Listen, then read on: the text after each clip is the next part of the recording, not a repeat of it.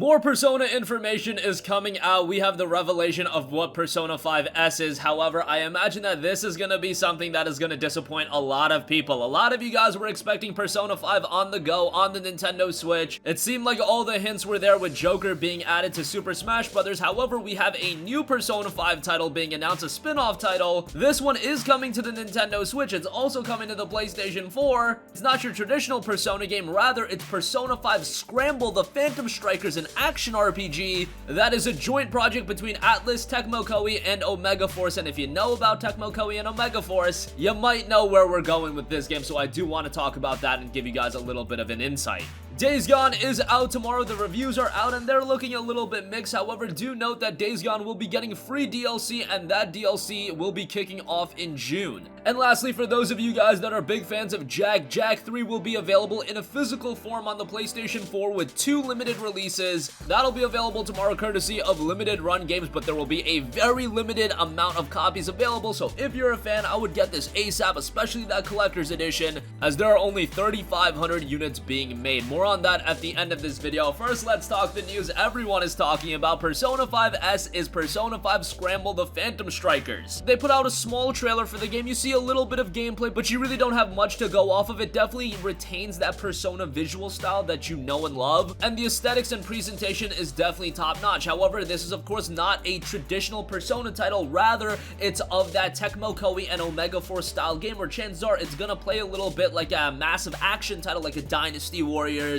or a lot of those anime Musou titles. A lot of gamers were hoping for Persona 5 being released on the Nintendo Switch. Having Persona 5 on the go on the Switch would be fantastic, but it looks like that won't be happening just yet, if at all. I do hope that at some point Persona 5 would make the transition to the Nintendo Switch. A lot of you guys mentioned that Persona has always been a PlayStation exclusive franchise, and while that's the case, I don't really see why you can stray away from that. It's not like Atlus is a studio that is owned by Sony. They're owned by Sega, and it's not like they have any attachment to the PlayStation brand. Sure, it's cool that Persona is an exclusive, but there's no reason why it should stay an exclusive from a business standpoint, and the Nintendo Switch should be able to run Persona 5 no problem, even if not as well as the PlayStation 4 or PlayStation 4 Pro in the case of Royal. The PlayStation 3 was able to run a version of Persona 5 no problem. It looked great, it played great, and the Nintendo Switch should definitely be able to get that version off the ground. So as far as it's concerned from a technical standpoint, it's definitely possible. I don't know why that isn't the case, and considering that Atlus and Sega did tease the game as P5S, I just think they were asking for some backlash. I mean, what else were gamers gonna think of when you're about to release Joker on the Nintendo Switch and you're teasing this game called P5S? I just feel like this was really poorly timed, and anyone that was in the marketing team that decided, hey, we're gonna promote this mystery title as P5S and then you're gonna reveal it as this Tecmo Koei action title, I think that was a massive blunder. Now, the case still remains, this is probably gonna be a good game. I mean, if you're into these Tecmo Koei style games, this is probably gonna be right up your alley if you're a fan of Persona. Usually with these Tecmo Koei properties, you have to be a fan of the IP, and then the game itself is rather enjoyable, even though it'll get a little bit repetitive at times. Each of them have their own unique flair. I point to you guys games like Dragon Quest Heroes. That was rather compelling if you were a Dragon Quest fan, but obviously these games work best as a supplementary title. They're not the main game you go into it for, and considering those that just own a Nintendo Switch, you're not getting that fundamental Persona 5 title on the Nintendo Switch. Instead, you're getting Persona 5 Scramble, the Phantom Strikers. That is a little bit disappointing. Hopefully, sometime down the line, Persona 5 the Royal will hit the Nintendo Switch, and that would be the best case scenario. I do even see if they announce Persona 5 on the Nintendo Switch, but without the additional content of the Royal, that would have been met with a little bit of backlash as well. But this is really the worst case scenario for Nintendo Switch fans. Again, I'm sure the game will be pretty good, but given that we're coming off that incredible announcement with Persona 5 the Royal and all of the content that's coming with that game, and that's gonna be a PlayStation 4 exclusive for the time being, it just seems like Nintendo Switch owners really got the short end of the stick. And in the case with PlayStation 4 owners, you're getting best of both worlds. Persona 5 the Royal will be released as an exclusive next year, and Persona 5 Scramble, the Phantom Strikers will be coming to the PlayStation 4 as well, probably sometime in 2020. Considering P5R will be dropping in Japan this year, I imagine it'll see a stateside release early next year. And then I would think Scramble the Phantom Strikers would be out in 2020 in Japan, maybe 2021 in North America, but it's not like this game is going to need that heavy translation that Royal is going to require, so the localization should be a lot smoother and a lot quicker. We'll keep you posted on the game, and I do want to hear about more. Unfortunately, we don't know much about Scramble the Phantom Strikers at this point. We just know that it's not the Persona 5 on Nintendo Switch that a lot of you guys wanted. Alright, enough rambling about that. Moving on, we have Days Gone releasing tomorrow, and free DLC is coming to the game, and that free DLC wave will be kicking off in June. A post was made on the PlayStation blog by Jeff Ross, game director at Bend Studio, saying Days Gone is almost here. The team at Bend Studio can't wait for players to test their luck against 3 difficulty modes that ship with the game on April 26. Whether playing easy, normal, or hard, you can expect a game that challenges your survival skills across a north of 30-hour golden path and many more hours of open world hordes, ambush camps, infestation zones, mysterious Nero checkpoints, and dynamic events in the post-apocalyptic Oregon setting. Not only does this world come for you, but starting in June, a whole new difficulty mode and new challenges each week are coming for all Days Gone owners with an active internet connection for free. A new difficulty mode in the survival difficulty mode tests players by daring them to beat the story with increased difficulty settings, no fast travel or survival vision, and an immersive HUD that removes maps and indicators from the gameplay screen.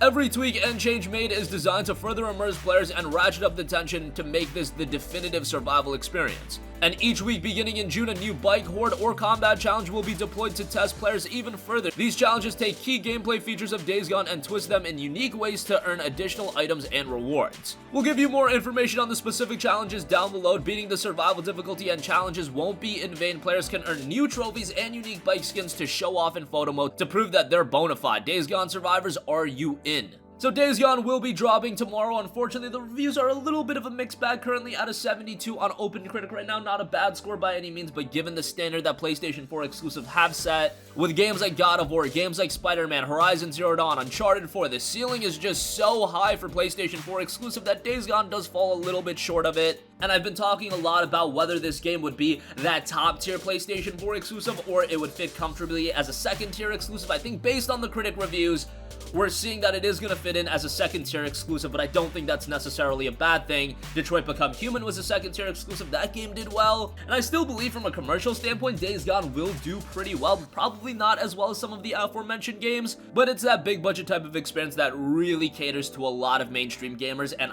the promotion for the game has been top notch. It seems a lot of gamers know about the title. Even anecdotally speaking to more casual gamers, it seems like the awareness for Days Gone is top notch. So hopefully the game turns out well, and hopefully the new content to the game makes the experience with a lot more longevity. That's what I expect come June. Again, free DLC will be dropping in the game. New difficulty, new challenges, and who knows, maybe we'll get some paid DLC down the line as well. Lastly, I do want to give you guys a heads up that Limited Run Games is dropping Jak 3 in a physical form on the PlayStation 4 tomorrow. Now, this is going to be a limited run as the title of Limited Run Games would suggest, but in this case, given that Jak is such an iconic franchise, I imagine that these will be worth a pretty penny, especially the collector's edition. Now, there will be 3,500 of the collector's editions made and 7,500 of the standard editions made. Those standard editions have an awesome reversible box art as well. The box art looks great. Either way you go, Jak 3 is a terrific game. The collector's edition will be priced at a hefty $85. It's limited to 3,500 copies. It includes the game, a foil stamped collector's edition box, an official expanded 3-disc soundtrack, Jak 3 design bible, and a 3-inch Metal Morph gun blaster replica, among other goodies as well. All of that for $85 does seem pretty good. You also have a foil trading card set, a blue 16GB memory card USB drive, and a reversible 18x24 poster.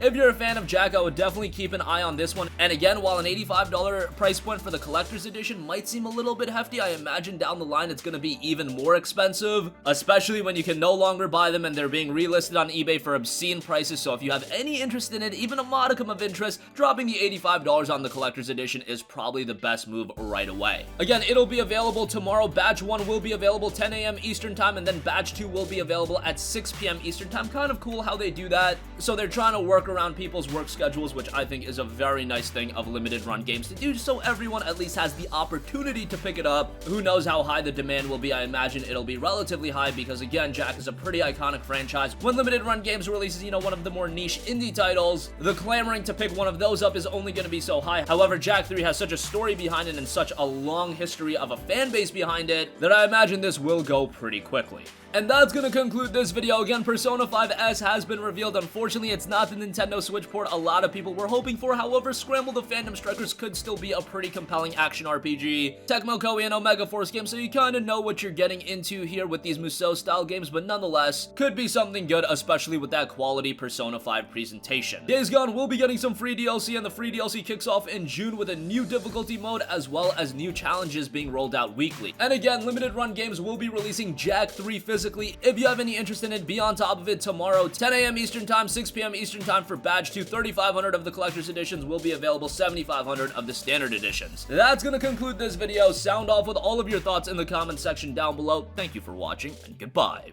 Hey guys, we hope you enjoyed the video, and if you did, make sure to hit the subscribe button, and if you're already subscribed, do us a favor and hit the bell icon. This way you'll be notified whenever we post a new video. That's the best way to keep up with all of our uploads, and we usually try to upload 2 videos a day. And with the bell icon hit, you'll be notified whenever we do upload a video. As always, thanks for watching.